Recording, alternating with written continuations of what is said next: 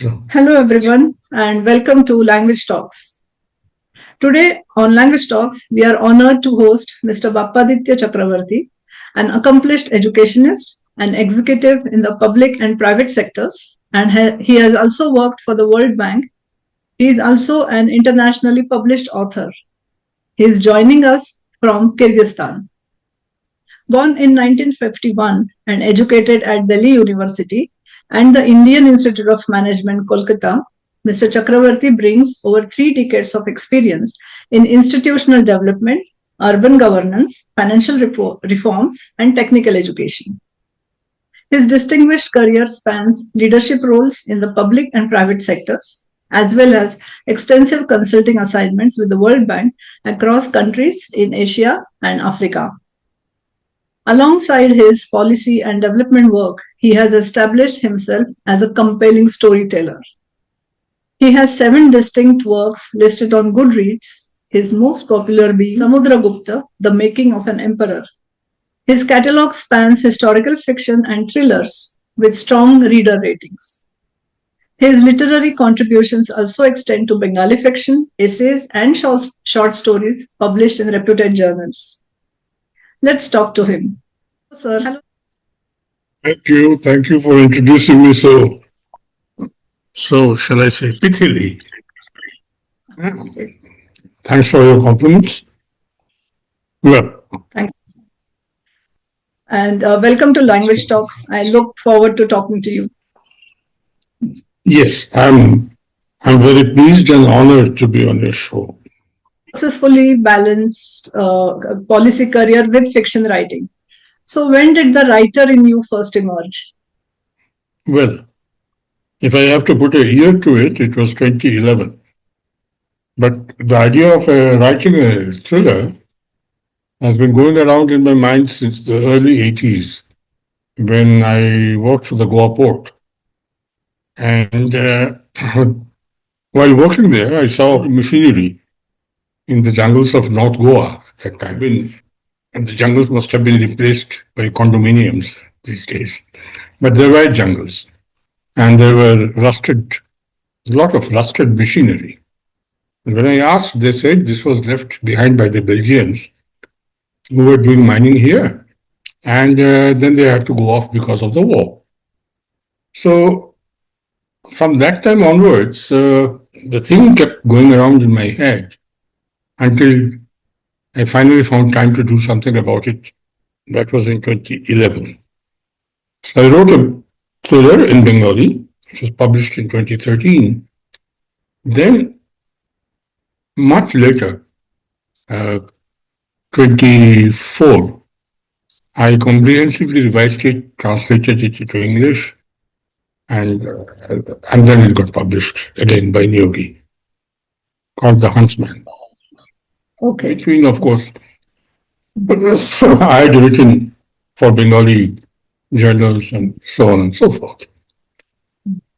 Okay. What draws you particularly to historical fiction and thrillers? Well, they're two different genres and they exercise my mind in different ways. So far as the historical fiction is concerned, I think I am a closet romanticist, finding some romance in the days gone by and the way people looked at life. The issue here is we today feel that the old days, the ancient days, they must have been simpler. The only thing is they had less fools, but the human mind has always been complex. That is the only difference. But the whole idea of a different world, a world that is completely alien to our own today as we see it, that attracts me. This is one. So far as thrillers are concerned, I have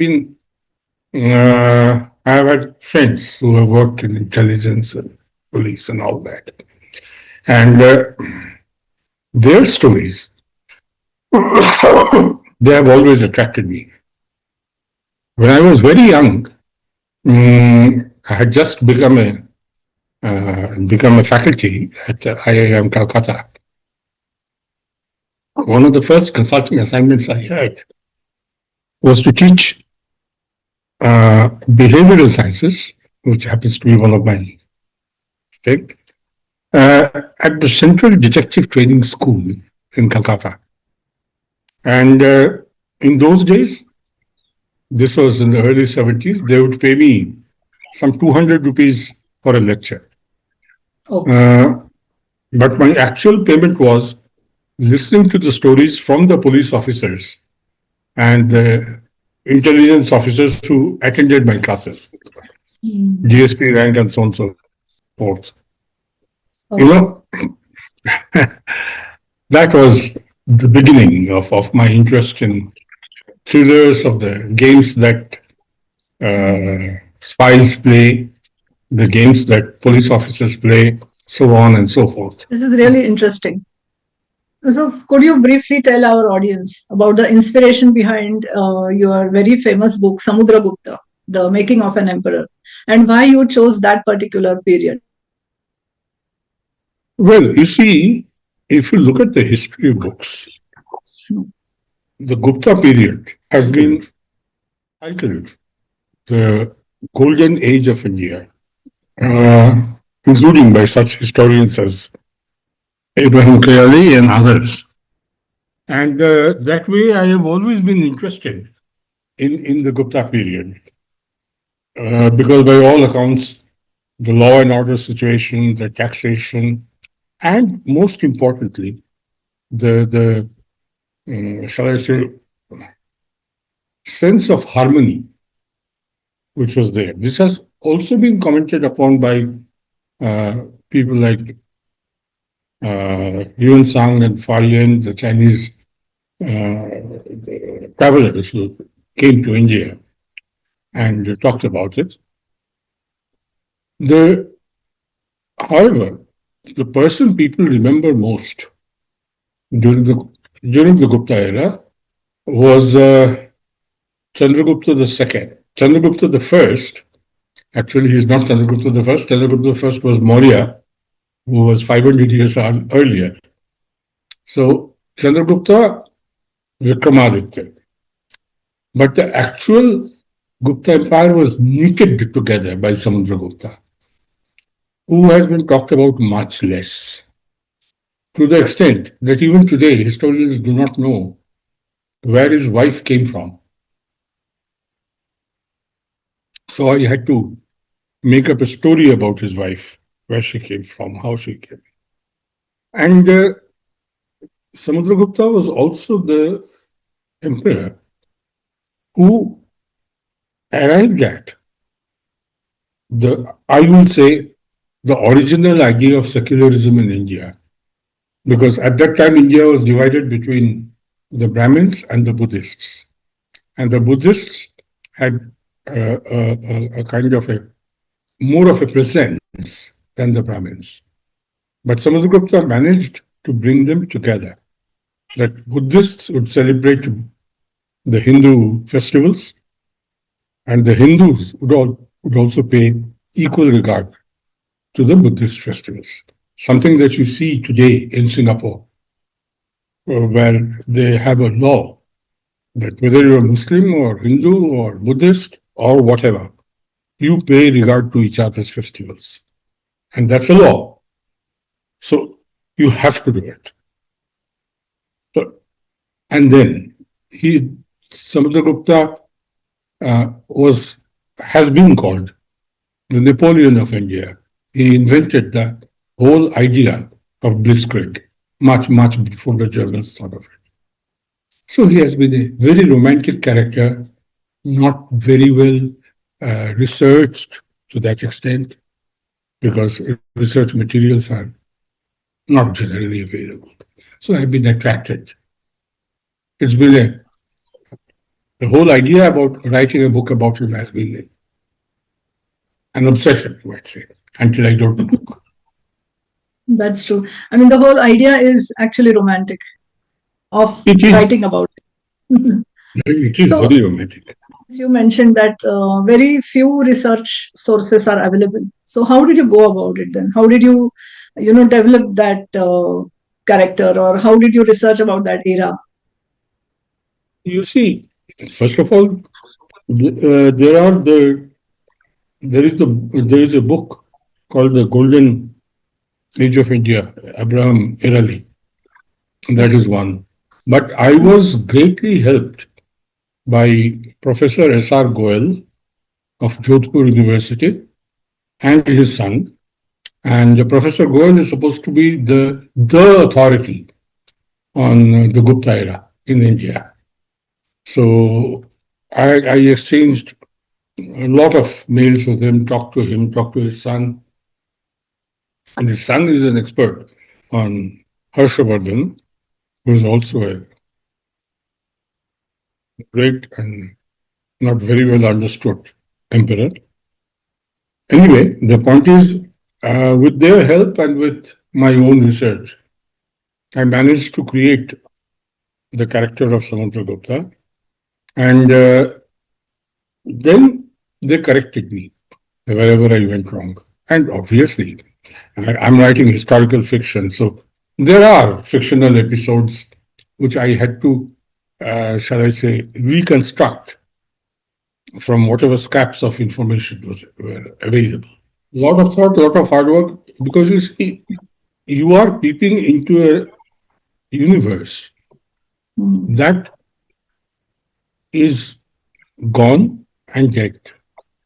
But as long as it was there, it was a universe, it touched people's lives, it touched the culture, it touched the religion, touched everything. And from your research, what you can do is just get an idea. What we call, whenever we're doing doctoral research or I'm guiding a doctoral student, I'll say, you get a problematic, which is a universe. Within the problematic, you focus on certain things. Then you start to define it. And once you've got that, once you start defining the thing, then you get to the core of what you're, in research, you will say, you will get to the core thing that supports or does not support your hypothesis. Here we will say what supports or does not support your plot. And then you go about it. Okay. It's difficult to explain. It's a process that one has to learn, because otherwise you get lost. In some cases, there is so much of material that you would totally get lost. Let me give you an example from your part of the country. You may have heard of Sardar Angriya. Have you? Kanoji Angre? Yes. He was Chhatrapati Shivaji's admiral.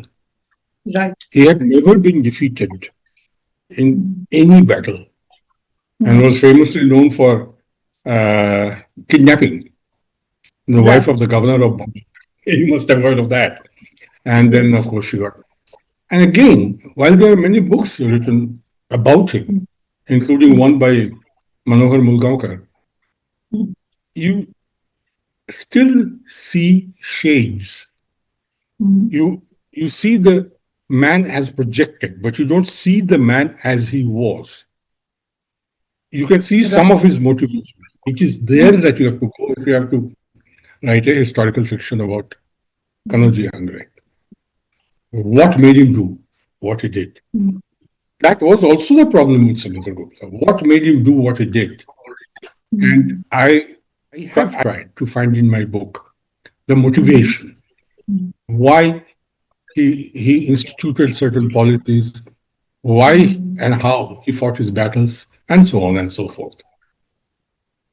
I find this really important because as a reader, from that perspective, we are interested in, also understanding why a certain character or person from history has done this or has not done this. So I think this is a very interesting view. The motivation is important because it's just like in a detective story or court case. What is the motive? How does your professional background influence your storytelling craft? Like you mentioned a little bit about teaching the officers, police officers, but you have done so much extensive work. I'm sure there must be a lot. So there, you see, I once met a, there is a story about a Japanese uh, professor. I actually met him. And people were surprised, said, how do you know so much in various fields? His answer was very simple. He said, my cup is small, but I drink often. Okay. Huh. You can call it a Zen story, but this is what it is. My cup is also small. Hmm. I've drunk often. So I get something from everything that I do. Hmm. Yeah. The whether I'm teaching, I don't teach anymore. When I was teaching, one learned from the students, one learned from the other professors. When I was in Afghanistan for 7 8 years, I lived there for three and kept on going every month for another 4 years. So worked for the bank. There you get to see the real face of the Afghan people, how warm they can be. I've been in Liberia and I've heard people saying that I saw my whole family being put inside a container and then dumped into the sea. When you come across such stories, you know the humanity of it, the human dimension of it, that you know, that that the human dimension of it that comes through. In fact, I'll tell you a small story. Once, Mhm. uh, Lalita Ravindran, who you know, she she asked me to write a short story for some competition, and as usual, I did not at all see what the competition was about. That they had given an outline, that the outline had to be followed and theme had to be followed. I just saw her mail saying there's a competition and what the story she had given an attachment, which I didn't bother to read. What I wrote about was a story uh, which I recalled from the days when I was general manager rehabilitation of the Tehri Dam. I've been around the block a few times, as I told you. So I wrote a story, and that story got a prize, not a consolation prize, something better. And while giving the prize, Lalita and her colleagues, they said that this is one story which we could not ignore, although it has broken all the rules that we had set. And they had published it in some collection of the stories. So things come through, you see. And if you are willing to listen, willing to learn, there you have it. Amazing. Sir, you write both in English language and Bengali language. So, how does your creative process differ between these two languages? You see, it is easier for me to write in English than in Okay. Bengali because Okay. professionally one has always used English. Mm. But there are things which are better expressed in Bengali, and there are things that are better expressed in English. That I have found it, that I found the challenge to be very interesting so far as I am concerned. I'm getting somebody to translate Samudragupta into Bengali, and I can tell you that the person who has taken on the job is trying his best. But then I'm not quite satisfied. See, the ambience, if I can call it that, of that era that I can bring to life to some extent in English. It is not so easy to do the same in Bengali. Although there are great Bengali writers who have written superb historical fiction, but then they have only written in Bengali. The problem is that, you see, write well in a language, you have to dream in that language.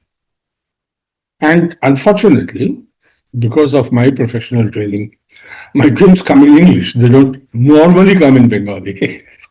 Rarely. So that is my difficulty. But I try to get over it to the extent possible.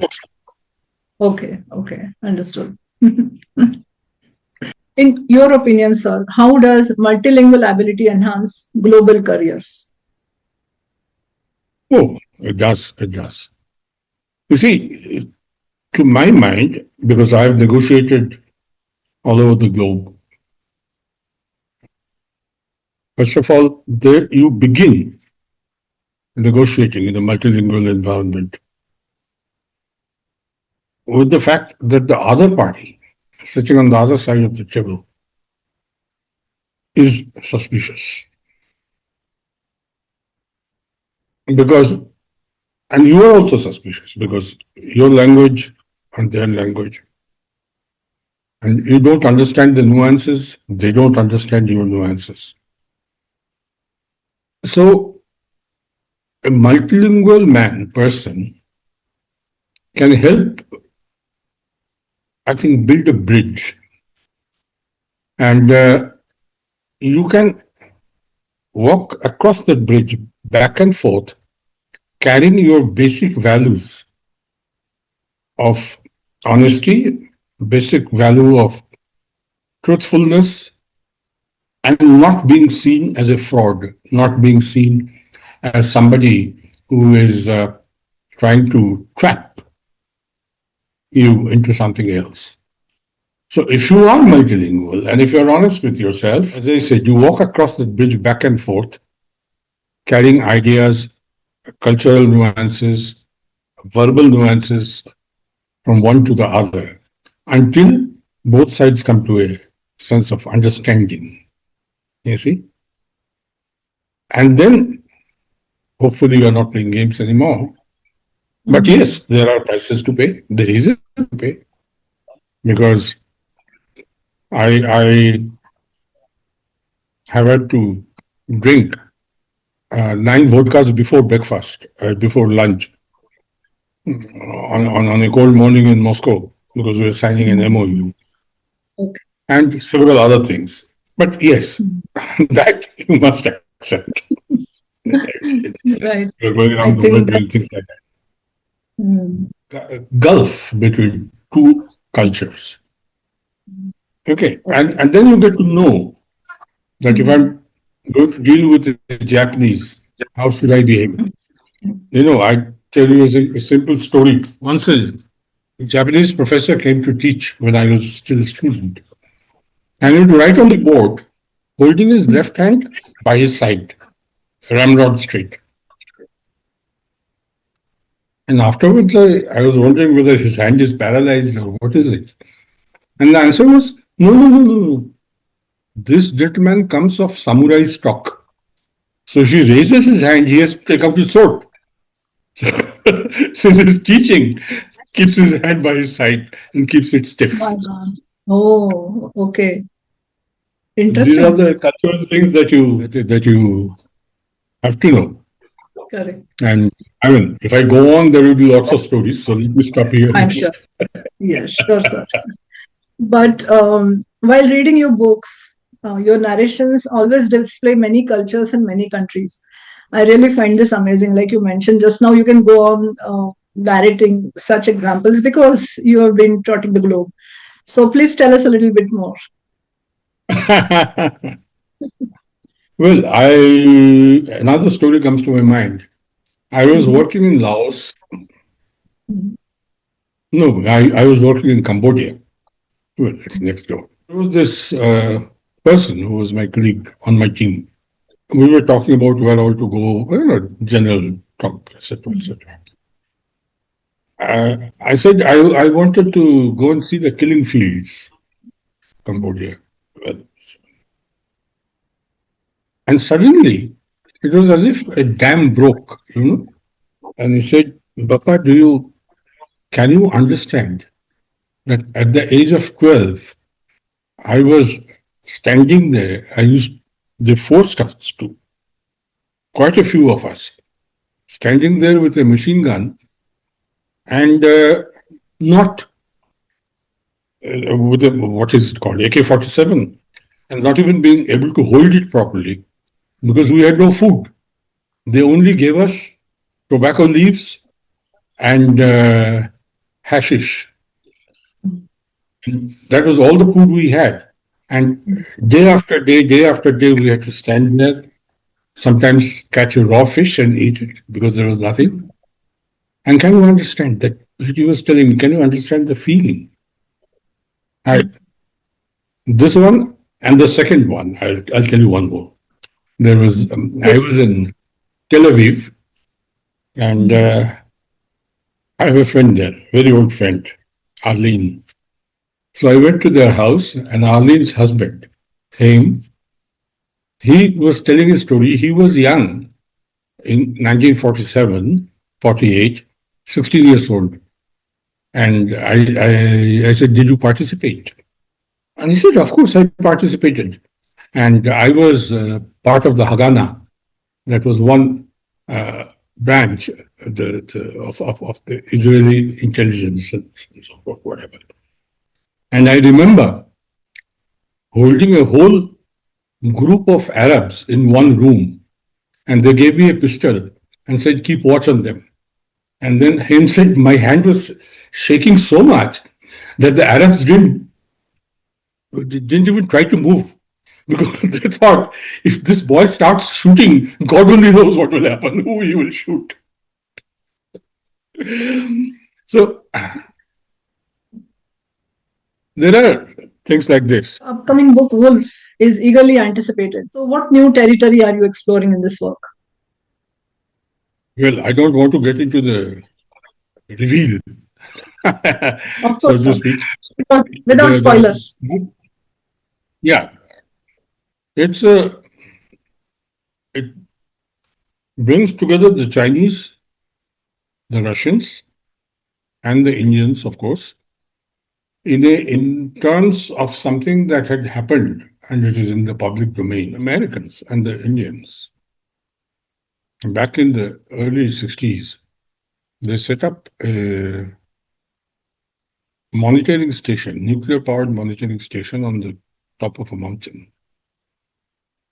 And then that machine vanished. In 1972-73, Bhutto, when he was trying to get nuclear material, they thought of that. The whole story takes off from that and comes around to a scenario today. If you read Okay. Swordplay, if you read Swordplay, I don't know whether you've got it. No, I have to find it yet. You will, yes, it's available on Kindle. Okay, I'll get it. Swordplay is about, because I used to work for the Terry Dam, as I told you, and the environmental issues concerning Terry Dam have been a subject of controversy for a long time. It's situated on a Himalayan fault line. So the story revolves around putting a bomb in the fault line and its discovery. That's also an example of how my work reflects into what I do. Yes, totally. What I do. Yeah, right. I wish you all the best for the book. Thank you. I am now working on a cookbook. Okay. But Lalita will tell you about it because, again, even in the cookbook, there is a reveal. It's not like general cookbooks. Oh, it must be different, I'm sure. Quite different. Okay. Look forward to that also. Yes. Yes, that will take a little time. because I do cook, and then again, all kinds of things. Correct. Cooking is a philosophy which people do not appreciate so much, Mm. but that is the Right. core of that book. There is no good answer, I think, to the question of why one writes. I think it's something that's from inside. You Mm. see, it sort of forces you that now I must put pen to paper, or rather finger to the keyboard these days. Not that, Okay. but you see, one thing you must remember, not that I like Okay. the gentleman, but one parting quote. Mhm. You see, and because of the question that you asked me about multilinguality, Yeah. Right. Noam Chomsky, the philosopher, who Uh-huh. said that man is limited by the grammar of his language. More languages you learn, the broader are your limits. Right. So The true. more grammars you know. The more In worlds you fact, visit. the more worlds you visit. Yes, that That's is right. Absolutely. Thank you, sir. okay. Thank you very much. Thank you.